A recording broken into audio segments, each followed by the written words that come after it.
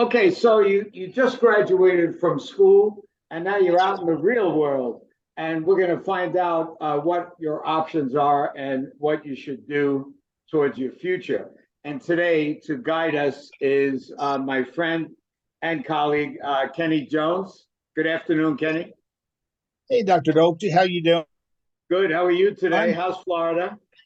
it's hot, but I was laughing because you just got out of school. For me, that was like 45 Yeah, years me ago. too. So, Me too. yeah, I, yeah. When did I meet you? we When did I met meet we you? met in the late 80 '80s what? because I opened my first Yeah, practice in '85, and yeah, yeah. We got, as the young people say, we got history. nobody knows, but my first boss. I don't know if you know who Tom Shopler is. Yeah, Tom Sure, I know went Tom. up against Yeah, Tallahassee and got us the right to vote the year I opened my practice. I'm not right to right, vote, the right to advertise. right, Yeah, right. In the old days, yeah, you could have a 2 inch. 2 inch was the exactly, maximum size exactly. letter you could If have. there was you could have a sign about this big. That's it. You couldn't advertise. Yeah. Either could Well, let the me tell. doctors, chiropractors, uh, uh, lawyers. Also, nobody could advertise at that time. It's different now. Well, let me tell your Yes, viewers a sir. little bit about me. My name's Kenny Jones. Been in the dental business my whole life. I'm 68 years old. Um, I tried to get in dental school and I couldn't get in. I couldn't get in. My sister actually was a dental hygiene instructor at the University of North Carolina. And she says, you need to go to work for one of the dental companies and then reapply. And you'll meet somebody along the way. But anyway, I met my wife and decided to get married and do that. And you know what? I've loved every second of it. I still love it. So the dental business is a wonderful industry. So anyway, I worked for Healthco Dental, which was the biggest at the time, and then I started in the late '80s practice brokers, and I worked that until 2 years ago. We're top five in the country. I don't know how you would rate that, but I guarantee you we're top five. And my son, I have two sons. One's a dentist, and the other is Greg, who bought my business from me 2 years ago.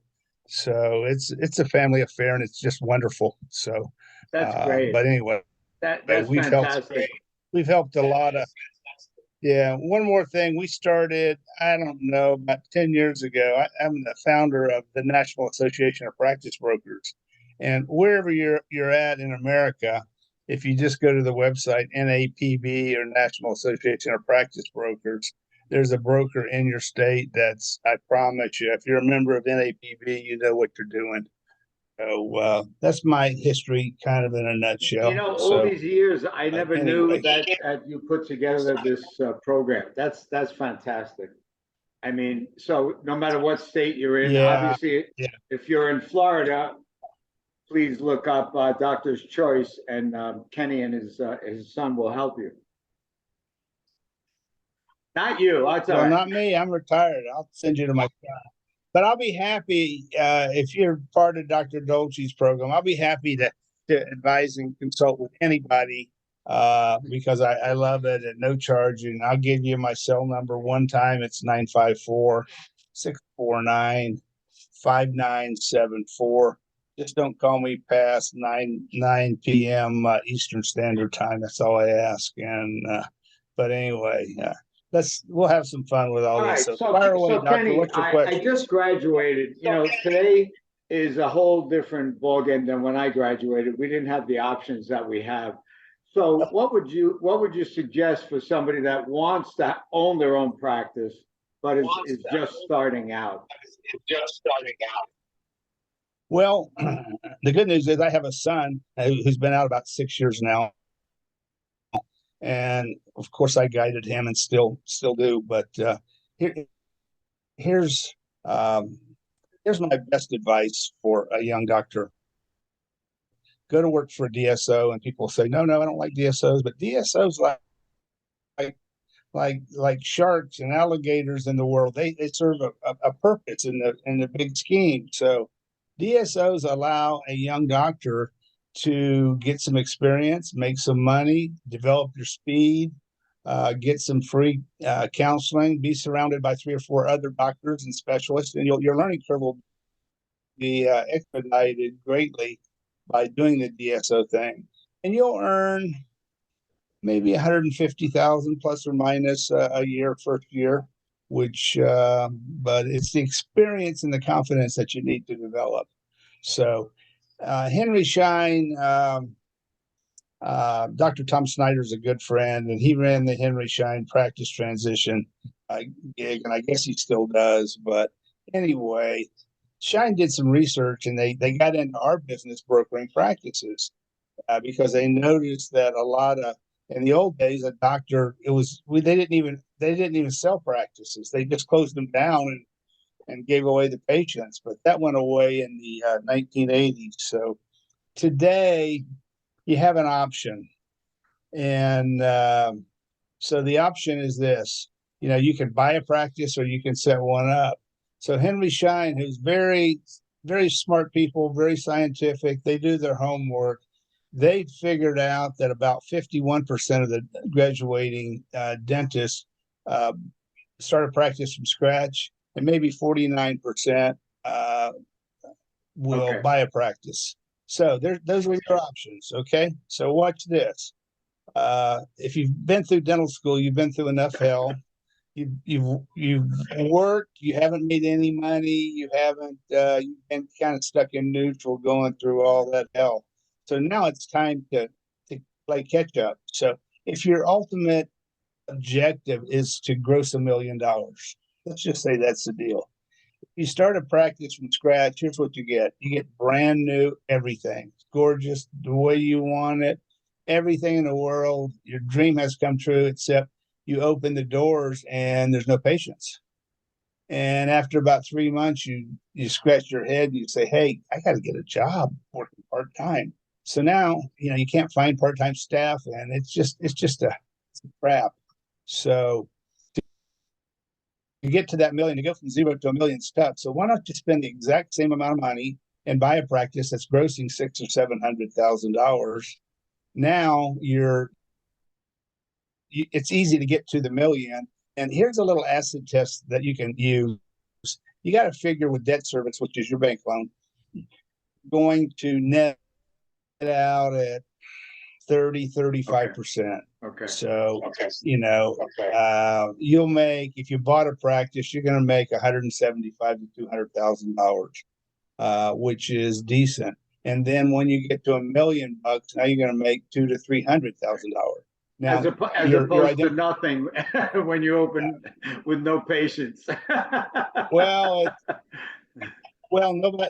The guys and ladies that do it, they're embarrassed, and they don't want to admit to their classmates that they made a mistake. But anyway, that's the deal. Your goal needs to be $1 million, and it's really really tough to start from scratch. So a lot of doctors. Let's talk about practices.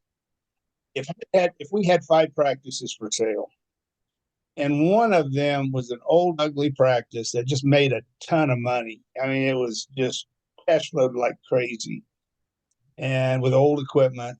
And the other 4 were nice. A couple of them are magnificent, but they didn't really make much money at all. They're just small practices.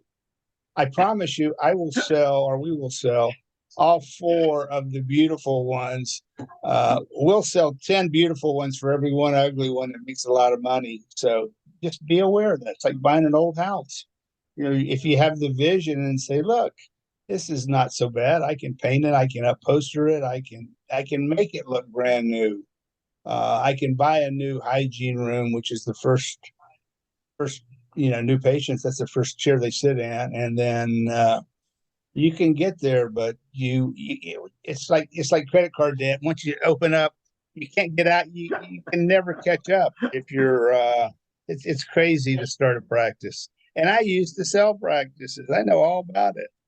And I think one of the great crimes in the world is to have a disreputable person take a young doctor and take advantage of them. I mean, you go to school for 8, 10, 12 years, and you haven't made any money and you're kind of a little bit naive, and so they'll sell you as much as you'll buy. So No, that's anyway, exactly what happened to me. it's I hooked up with somebody.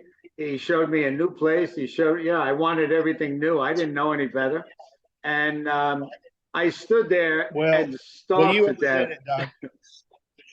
You had one of the most beautiful, magnificent places, offices Thank you. you'll ever see. It was a showpiece. You Right. just didn't have enough patience. So, I mean, you did decent. I know what you did, but it's tough. So build it and they will come is a lot of BS. So okay, what else? Let's talk about financing. This is a secret that I think it's the best kept secret in dentistry. If you're a young doctor and you want to buy a practice, you can get 100% financing. And let's just say you have the opportunity to buy the building. And a lot of young doctors will go, "Oh man, that's too much. It's too big of a let's maybe later." So here's what you can do, and this is for sellers too. You can get for sellers. There's plenty of money available for dental practices because the default rate is less than 1%. So you got to do something terribly wrong to fail in dentistry. So let's say you find a practice, you buy it, you get 100% loan. The bank or some banks will also loan you up to 20% additional for what they call working capital. So if you're going to buy a commercial building, if you're going to buy a commercial building, you got to put money down. Well, the bank that's loaning you money for the practice will give you the working capital money that you can spend on anything you want, including the down payment for the building. So in essence, you can buy a building and a practice with no money down. And Wow. that's pretty amazing. That's brilliant. That's brilliant for a young person. 10 years, just on practices, financing for 10 years, buildings, 15, maybe 20, but 15 is ideal. And I own a couple buildings, and I'll tell you what, when you retire and you have a couple buildings that are paid for, that check coming in every month, pretty sweet. So buy buildings, dental buildings. Okay, so when I look at a practice, so don't look at the shiny object. You know, all that glitters is not gold. What numbers do we have to look at, Kenny? The gross, the net, the number of patients? I mean, what's important? Well, probably the gross collections. Um, and I would look at 3 years. And for sellers, a lot of times sellers will take their foot off the gas, and they'll that last year the income will drop Wow. 20, 30, 40%. And they tell the buyers, "Oh, it's all there. I just got lazy. I took too many vacations." Well, don't do that, because what's going to happen is a buyer's going to go, "I just want to look at last year. If the numbers are down, it's going to hurt you. If the numbers are up, the buyer's going to say, well, we better average 3 years. It's just the way it works." Gotcha. So you really need to pay attention to that. All the expenses, don't even look at them, because the American Dental Association has a book they wrote on how to appraise a dental practice, and it's not bad. But find yourself a good National Association of Practice Brokers broker to guide you, and they will run the numbers for you, and they will show you if you buy this and you maintain the gross that the seller had, here's how much money you'll make after you pay the bank back. Here's how much money you'll make the first year. Now, the next question you want to ask is, okay, so what if I add $200,000 to it? Now what happens? You'll probably net out at another extra $100,000 net income. So small businesses, there's a propensity to have a lot of artificial expenses. So you need to, let's just say that a tax return, tax returns are a waste. If you see dental supplies at 17%, they should run 6 or 7%. Come on. I know what happened, and here's what happened. Doctor bought it $20,000 worth of Cavo handpieces, and his CPA called them dental supplies. Well, that's it gets, your expenses aren't in line. So let a good practice broker tell you. And the questions you want to ask are, if I buy this and I maintain the gross, how much Okay. money am I going to net before taxes after I pay the bank back the first year? Question, if I add $200,000 to it, now how much am I Okay. going to make? Those are Cool. important Cool. questions. Tax returns, don't, I've seen it a gazillion. They'll go, this guy or this lady's not making any money. Well, yes, they are. So, here's the acid test. You're going to net out 30, Okay. 35%. So for every 100 grand you're grossing, you're going to net out 30, 35 grand. That's kind of a good, accurate number. Great. And Kenny, how, when I opened a couple of 3 or 4 ops were like normal. But today, I mean, I have my own ideas with that, but today I think you need a lot more. What is your opinion? Well, when I got into the business around 1980, there were two models. A typical model was you need 1,000 square feet and you need 3 ops, one for a hygienist and 2 for the doctor. Now, the guys that were, or ladies that were really bold, they had 1,200, 1,300, and they'd have 4 ops, and that was kind of it. And then you get smarter as you go along. So today, you can't really find a 3 op office. I mean, you really need 5 or 6. Or Yeah. my son's practice had 4 ops, and he needs to add on to his building, which he's going to do. So, Okay. but consider this: if you're in a rental space, which most dental offices are, and it's got 3 or 4 ops, and you're going, I'm going to outgrow this quickly. Ask the landlord before you sign the lease. Ask the landlord if the contiguous space next door is available, and tell them you want it. So maybe if you can expand, then it becomes easy. And it costs a fortune to build out a dental office. So don't think about Yeah, I moving. It's know. not good. Yeah, Not a you good really idea. you really have you You really can have do to it. take that into account before you open your practice. Because if you're stuck with 3 or 4 ops and you can't expand, it's if for my plan, it wouldn't work. Um, Well, another huge secret in the industry is that very few people do, and the ones that do it, they do it over and over and over. You find an old guy down the street that wants to sell their practice. Buy it quick, do it over and over and over, and you'll never regret it. So you go to the doctor and say, I'll buy your practice. We're going to merge your practice into my practice. You want to work a couple of days a week? That's great. We'll have better patient retention. That's a big secret. Write that down. Merge local practices into yours, and then have one of the National Association of Practice Brokers run the numbers for you and show you what happens when you do that. It's scary in a good way. Yeah, that's a great idea because it costs you whatever you pay is going to be peanuts compared to getting all those patients that the doc had. Well, it does, Dr. Dolce. It doesn't really matter what something costs. It's a business decision. If you do plan A, B, C, and the question you need to ask is, okay, if I do this, how much extra money am I going to make? And in dentistry, stuff unless you have your hands in somebody's mouth or the X-rays popping or the hygienist is is polishing teeth, it's tough to make money, man, on somebody else's sweat and blood. So yeah, having a buy a practice and merge it into your existing practice. Now, watch this. You can also take your practice you just bought last year and merge it in to the other doctor's practice. Doesn't matter. You Okay. can go either way. Big Yeah, and that's a secret. big deal. I never thought that way when I opened my practice. We all think we know everything, and we don't ask for the proper advice. And well, you can't beat 40 years of experience.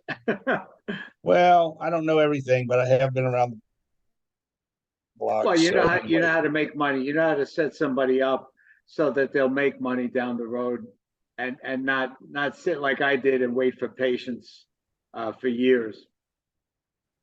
Yeah, yeah, buy a practice.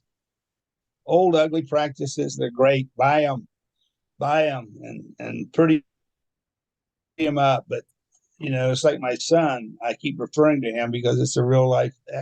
Too many people told him, "Gosh," they said, "Kevin, don't change anything." This office was so bad. It had a 1975 ceiling fan in the waiting room that wobbled, and with a big ugly light on it. And he said, "Nope, I'm not changing anything for a year."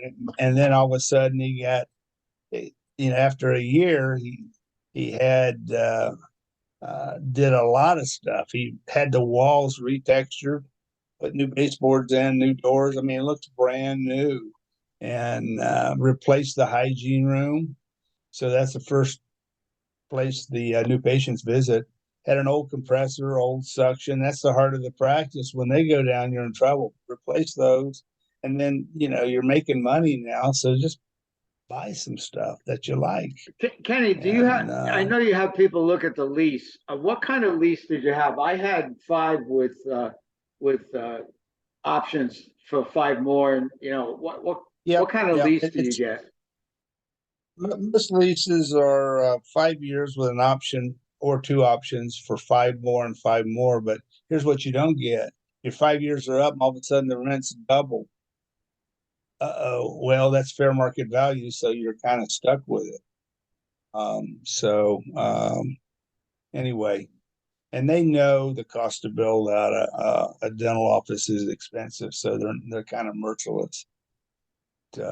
Anyway, that's that. Own your own Yeah, building if that's you that's can, the best. and then beyond that, buy some other buildings, buy dental buildings. And here's why.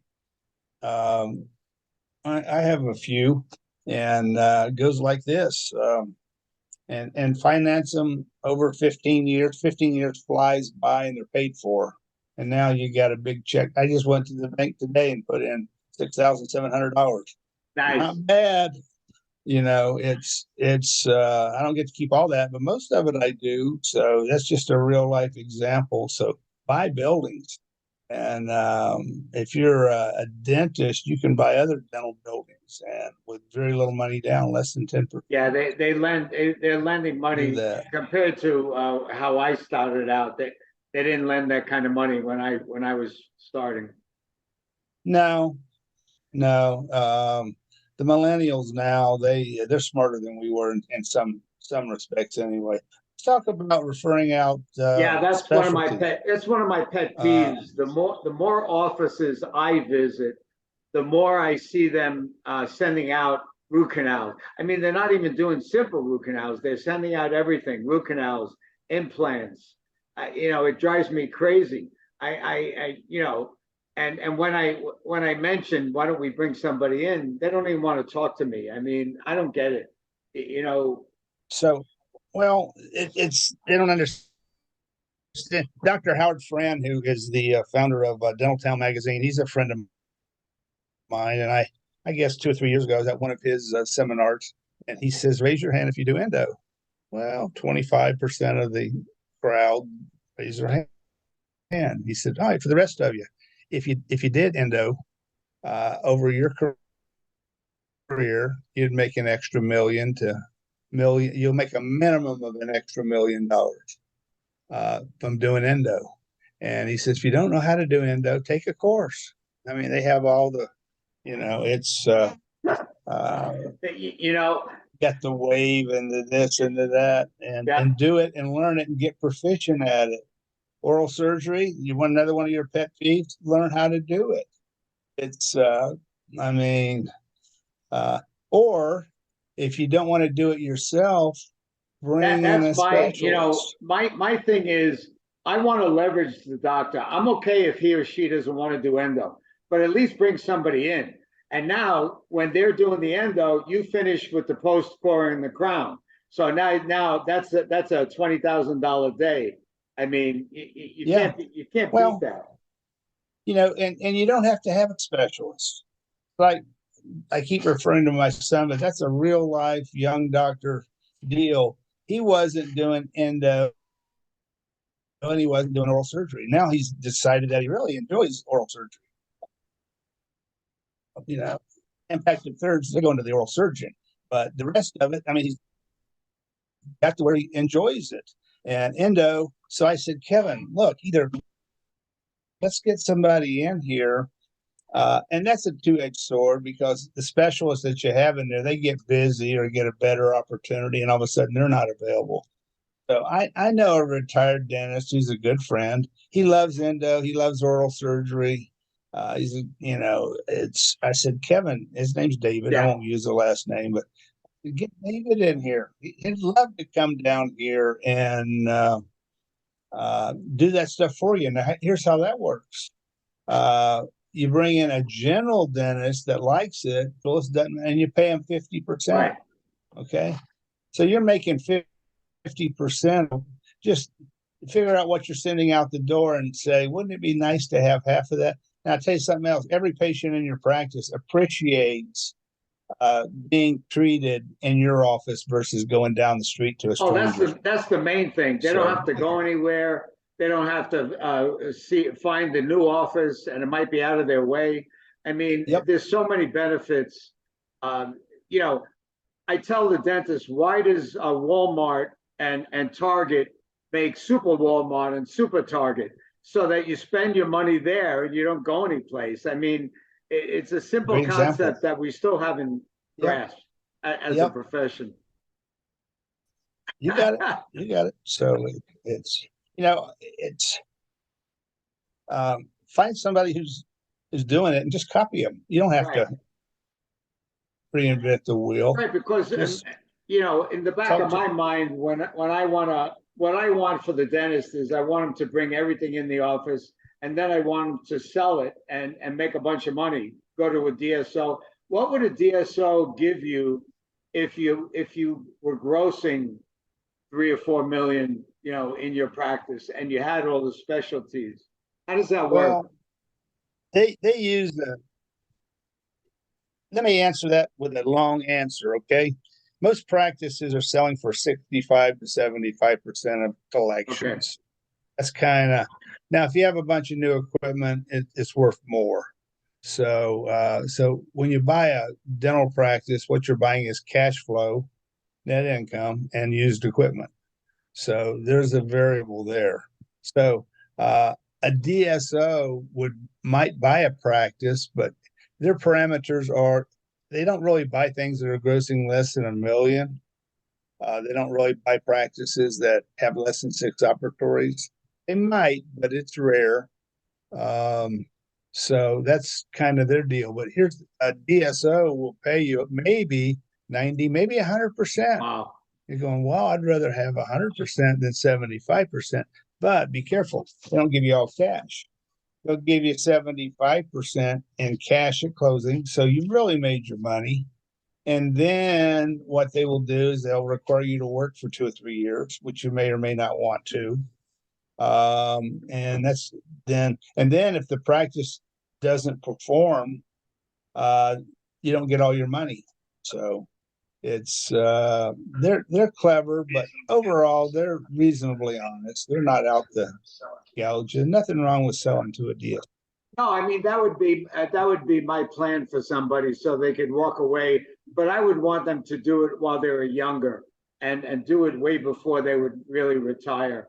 And now, you have options. I know a bunch of doctors in their 40s, early 40s that did what you suggested just now, and they're multimillionaires. They're all set for life, and they're so anyway. So DSOs use a different formula. They use. I got an echo there, Dr. Dolt. You hear that echo? Yeah, got it.